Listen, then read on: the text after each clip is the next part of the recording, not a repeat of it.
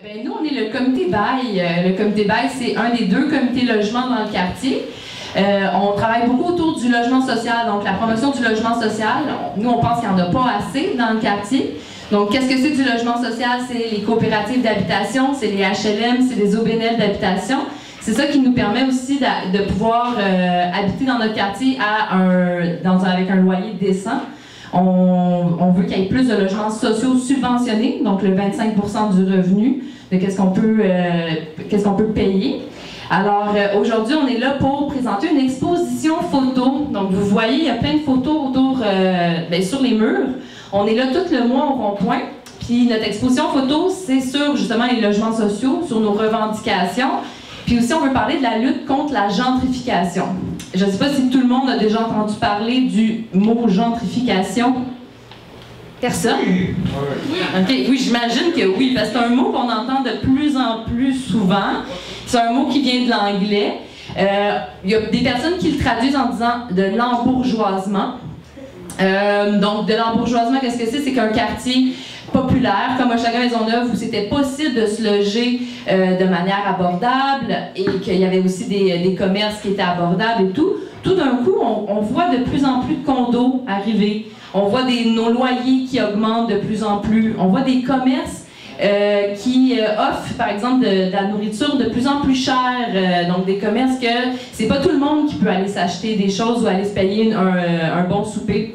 Donc, ça a créé vraiment des grosses conséquences dans le quartier. Là, je ne vais pas en parler trop parce qu'il y a du monde qui va en parler. C'est vrai, je parle trop vite. Alors, je vais vous passer tout de suite Jean-Pierre qui va vous parler un peu de qu'est-ce que c'est la gentrification, puis un petit peu parler encore de notre quartier, certaines statistiques de notre quartier. Bonjour tout le monde. Est-ce que tout le monde m'entend bien? Oui. OK, moi je vais vous parler d'un sujet qui divise beaucoup, mais qui est aussi très rassembleur. C'est la gentrification. Qu'est-ce que c'est que la gentrification? Le mot gentrification est un terme anglo-saxon qui provient du mot gentry, qui signifie petite noblesse.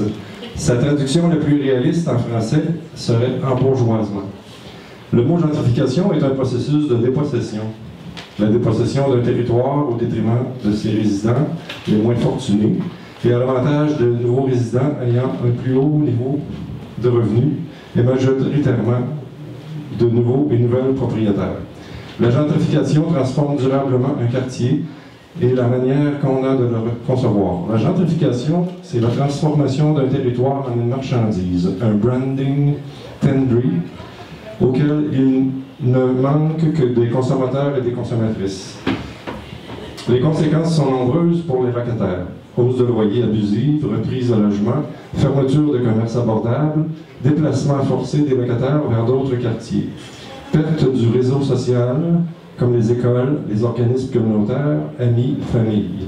Présence accrue de caméras de sécurité ainsi que de policiers. Nettoyage social sur le dos des personnes en situation d'itinérance, etc. Maintenant, je vais vous parler de notre quartier dans lequel on vit. C'est Hochelaga-Maisonneuve. Le quartier Hochelaga-Maisonneuve correspond plus ou moins aux limites définies par la rue Sherbrooke au nord, le fleuve Saint-Laurent au sud, la rue Villot à l'est et la rue Moreau à l'ouest. Il y a plusieurs axes de circulation importants, ainsi que 10 lignes d'autobus et 4 stations de métro, Préfontaine, Joliette, Pineuf et Villot. Hochelaga-Maisonneuve est un quartier avant tout de locataires.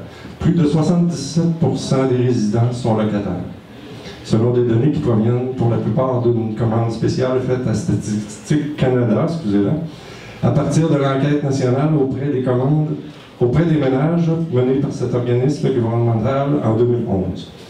Un ménage locataire sur 5 dans Hochelaga-Maisonneuve consacre plus de 50% de son revenu pour se loger.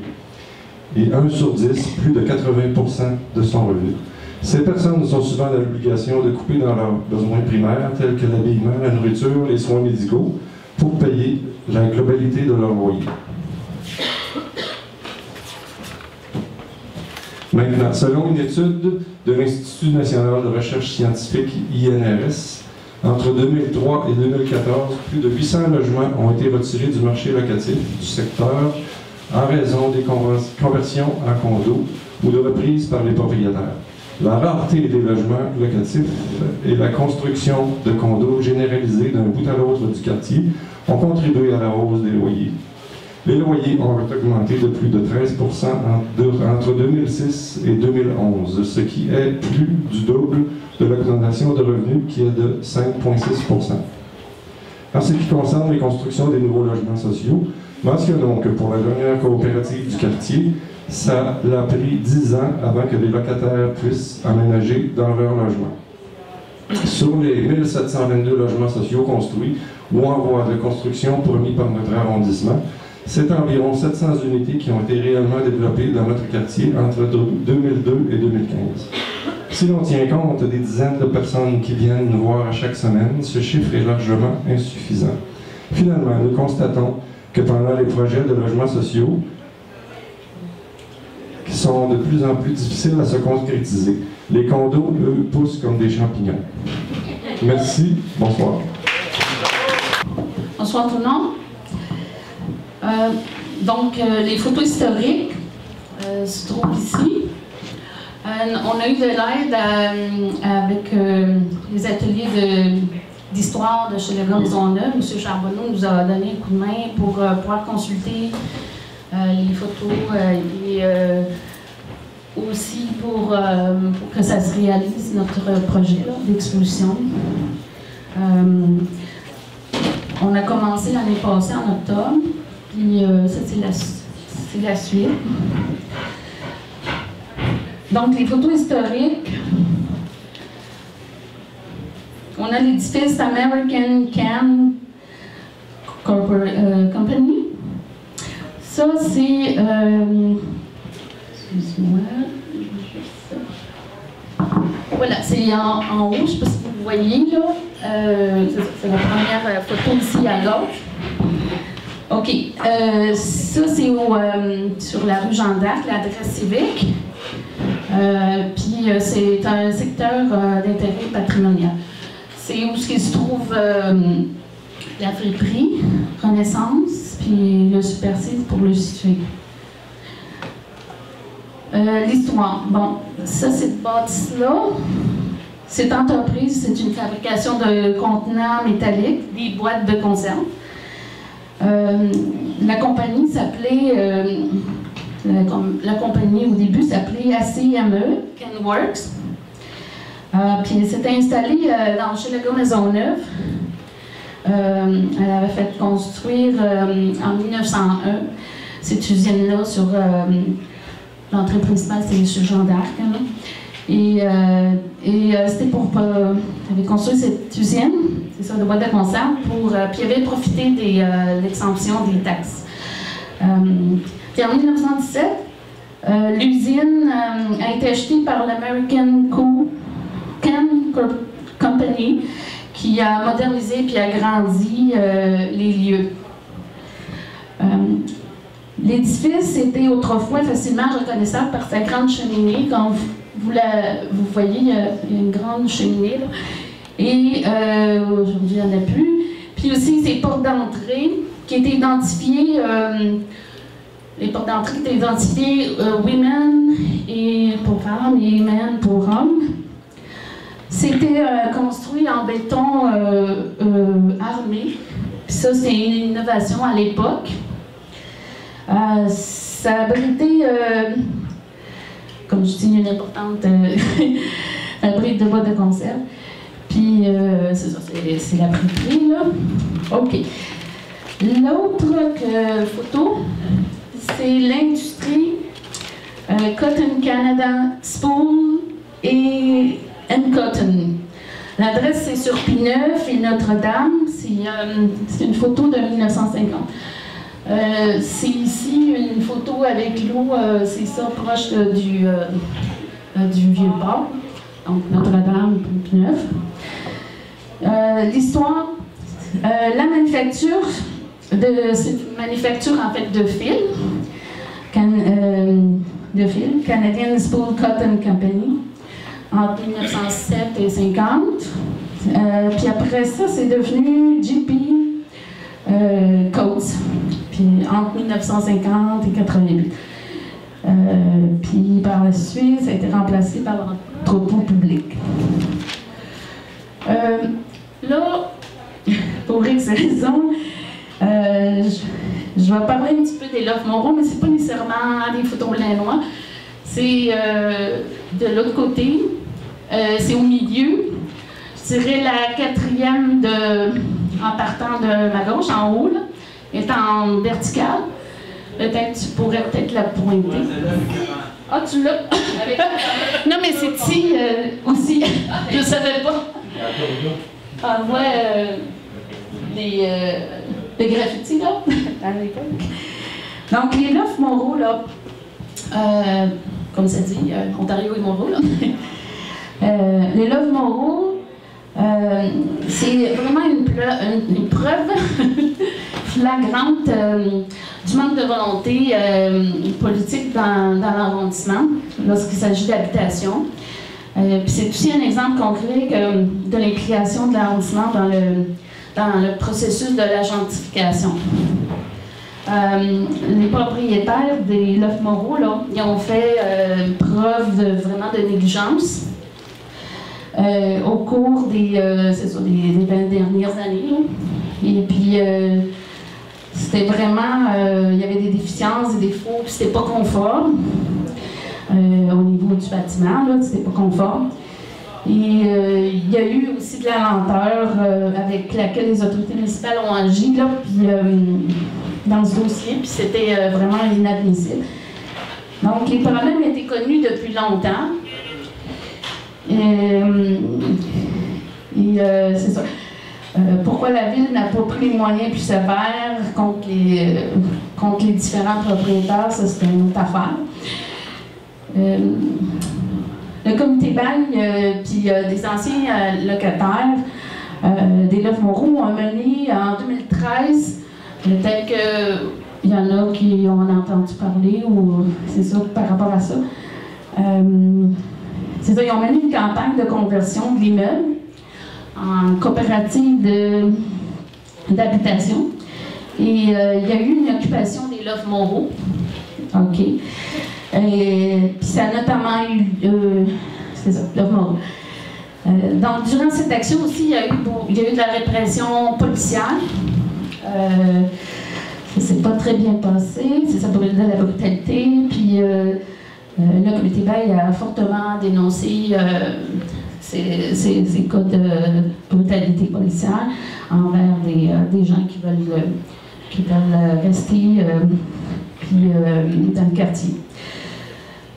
Aussi, malheureusement, l'arrondissement n'a absolument rien fait et a laissé aller les propriétaires délinquants.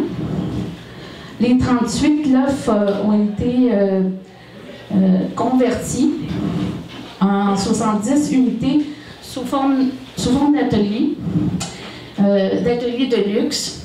Donc, ça, c'est quand on a des besoins criants au niveau du logement, ça pour les résidents, ça va vraiment à l'encontre. Donc, ce sont encore une fois des locataires à plus faible revenu qui ont subi de la violence et de la gentrification, puis ont été forcés de se déplacer. Maintenant, je vais me diriger vers les photos historiques. L'usine Lavaux. Excusez, j'ai un fil. L'usine Lavaux, ici, elle se trouve ici à côté de la fiche verte, là. OK. C'est comme ça qu'elle était dans le temps. C'est Ontario, le quadrilatère, c'est Ontario, La Fontaine, Joliette et Nicolet. L'histoire, l'entreprise Lavaux, il ouvre ses portes en 1951 dans le quartier, chez la gare. Et puis, c'est fabriqué dans le temps des produits nettoyants et de lessive. Puis eux autres se sont déplacés par la suite à Rivière-des-Prairies. Donc, dans le cadre de son programme Habiter Montréal, la ville avait acheté des terrains. Le gouvernement provincial s'était engagé à défrayer les coûts de démolition des bâtiments et de la décontamination du site. Il y avait eu une entente puis, qui a été ratifiée, stipulant que 62% de l'espace serait à des logements sociaux. Okay. Et malheureusement, la ville a aussi permis la construction de plusieurs condos. Donc, ce qui a contribué à la gentrification du quartier. Pour les, c'est ça, par rapport à l'offre morale. Canadian Bikers. Canadian Bikers. Juste une seconde.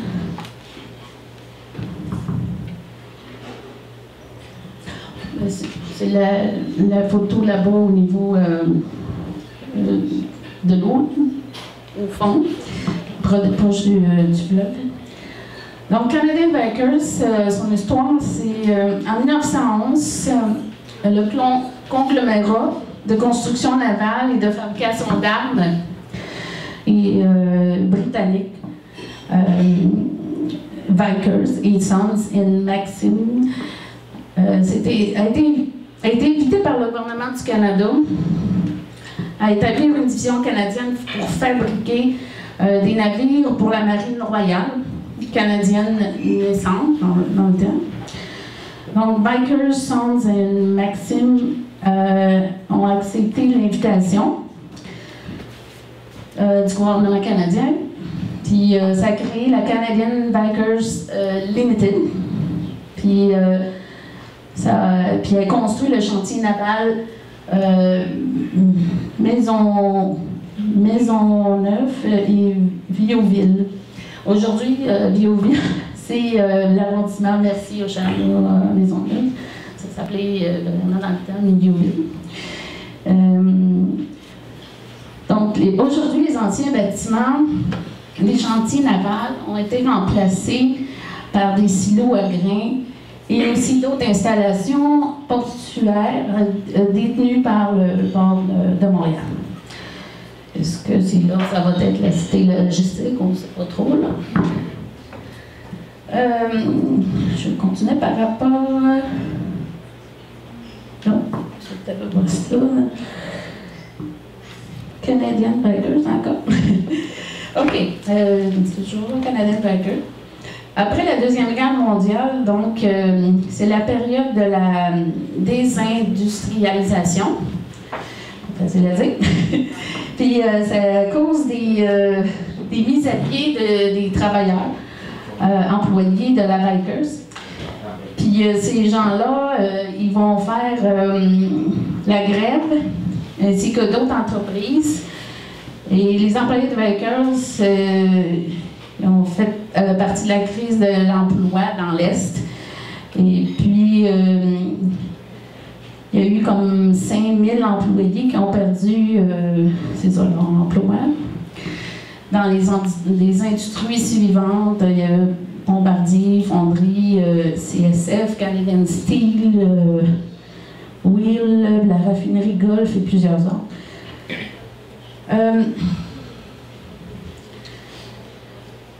Il y a quelques-uns des représentants syndicaux et des groupes du quartier ils ont créé un comité de survie dans ce temps-là, quand il y a eu ces problèmes de mise à pied, là, les gens avec les chômeurs, tout ça, qui ne voulaient pas devenir chômeurs. Là. Donc, ils ont créé des syndicats. Puis leur tâche, c'était d'aider ces entreprises, mais au fond, ça n'a pas donné de résultats. C'est ça. Donc, je ne sais pas si j'ai fait le tour, j'ai dépassé mon temps.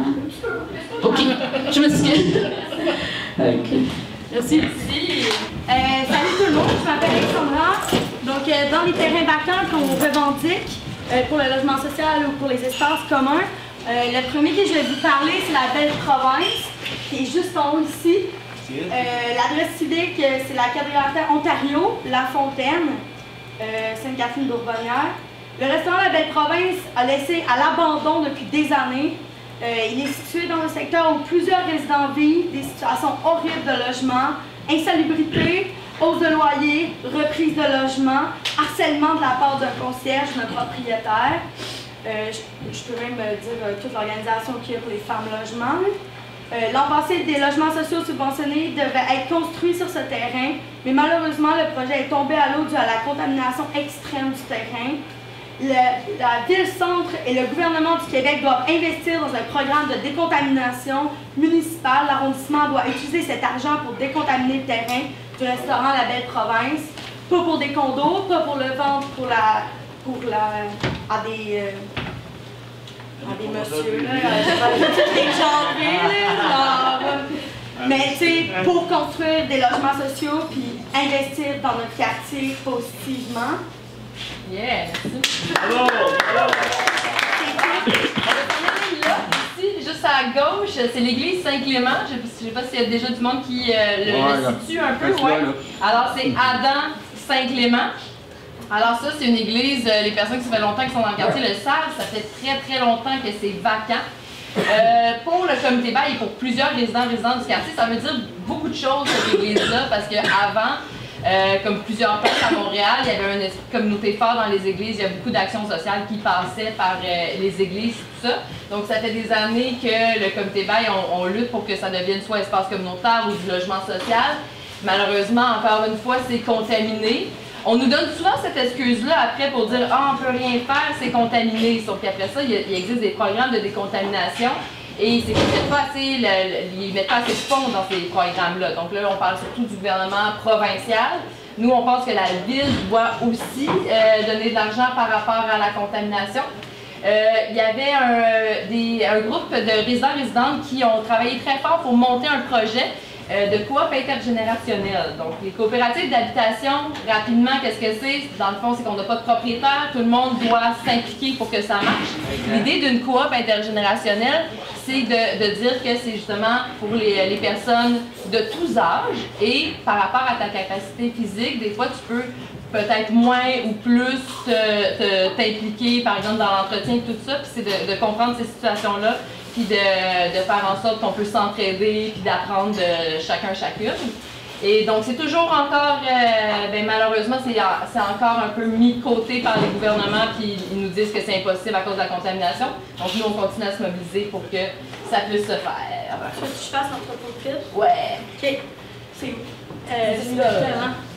L'entrepôt pit, ici, l'adresse civique Cabriolet, Ontario, La Fontaine, c'est 1800 Nicolet. L'entrepôt pit chaussure est un bon exemple de spéculation immobilière. En effet, depuis des années, le propriétaire hausse le prix de vente tout en refusant toute offre d'achat.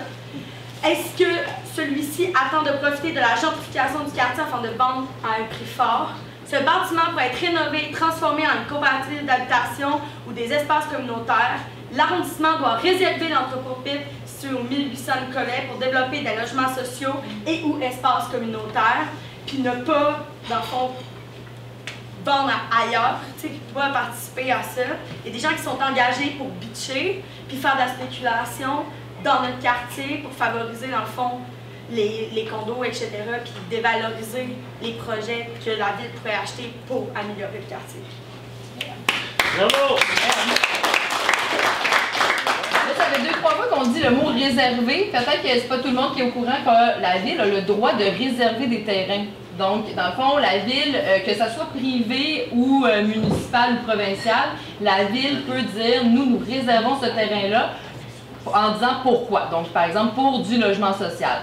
Ça donne un 4 ans pour faire en sorte qu'il y ait du logement social. Il n'y a rien qui peut être bâti sur ce terrain-là si ce n'est pas du logement social. Donc, quand on dit réservé, ça veut dire ça.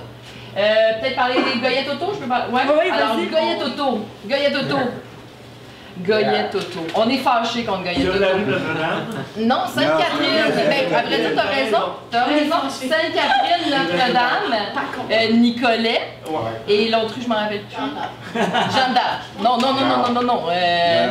Chambly. C'est Ontario, La Fontaine. Non, pas. Cabriolet, excusez. Non, Goyette, c'est Sainte-Catherine, Notre-Dame, Chambly, Nicolet. Alors ça, c'est énorme comme terrain. Là. Vous voyez, là, c'est vraiment gros. Là, 2 ans, 3 ans, il y a un promoteur immobilier qui a été voir M. Goyette, qui appartient le terrain, et a dit on fait des condos. Mais là, attention, 200 condos sur ce terrain-là. C'est immense comme projet, puis imaginez l'impact que ça va faire dans les alentours, mais dans tout le quartier aussi. Donc, nous, on s'est positionné contre le projet. L'arrondissement nous a dit « Ouais, mais attendez, on va mettre 15% de logement social, ce qui équivaut à environ 33 unités de logement social sur un projet de 200 condos. » Pour nous, c'est largement insuffisant. Nous, on pense que ça devrait être 100% logements sociaux, communautaires, espaces autogérés.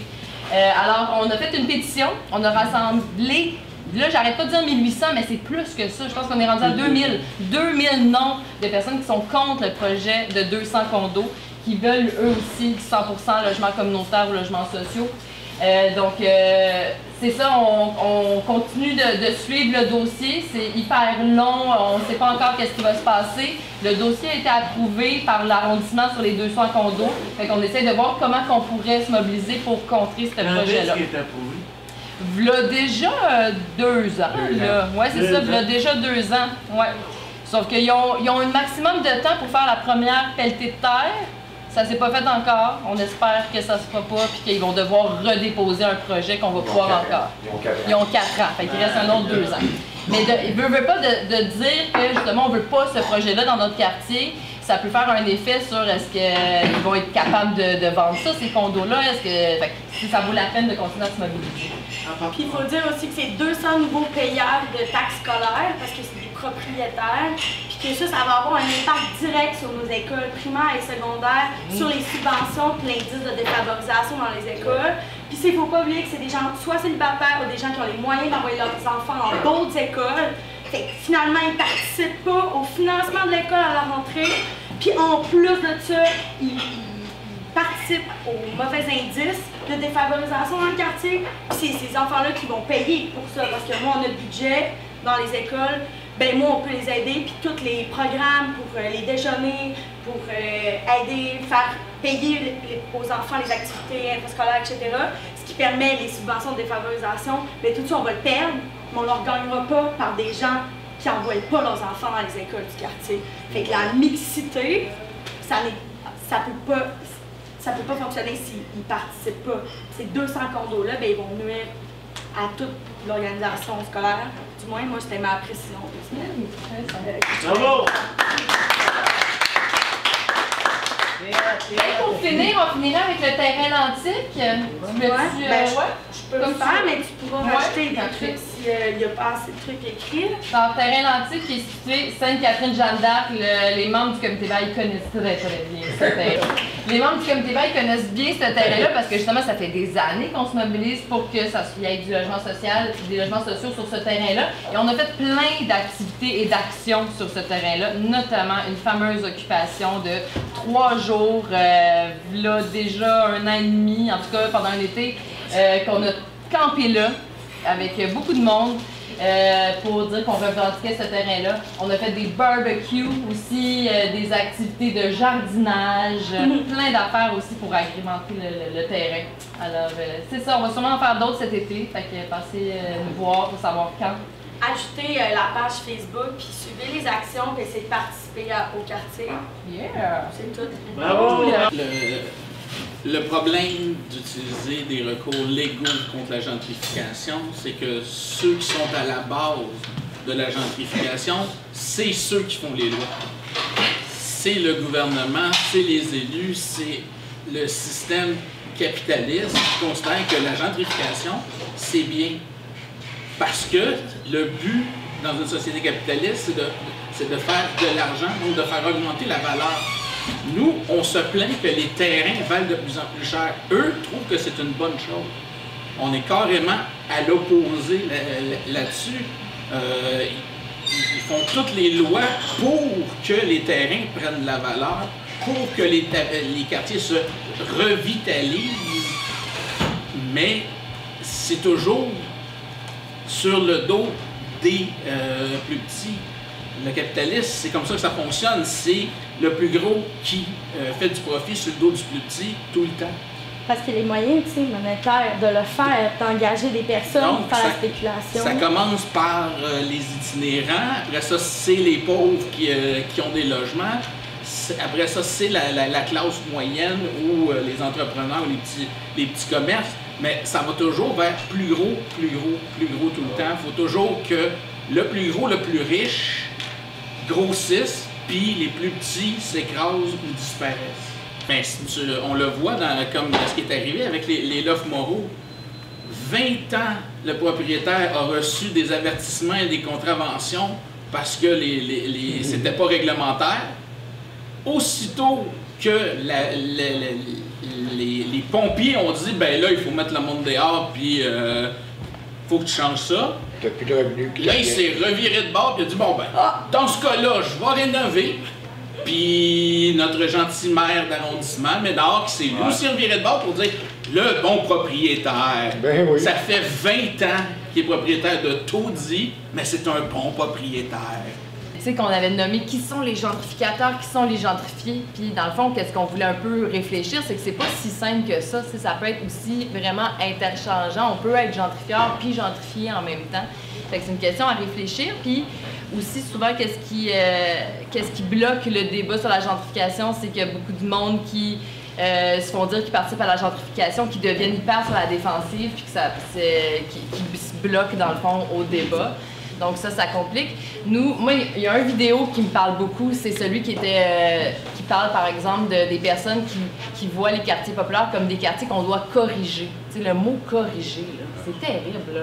C'est un peu de dire qu'avant, dans Hochelaga Maisonneuve, avant tous les projets de revitalisation, ben, il n'y avait rien. C'est-tu vrai? C'est pas vrai, là. Tu sais, les personnes qui habitent là depuis longtemps, c'est un quartier qui est hyper empreint qui est hyper connu par rapport à la lutte, par rapport à la solidarité, par rapport aux organismes communautaires. Il y en a combien d'organismes communautaires dans le quartier, là? Il y avait des choses qui se passaient avant.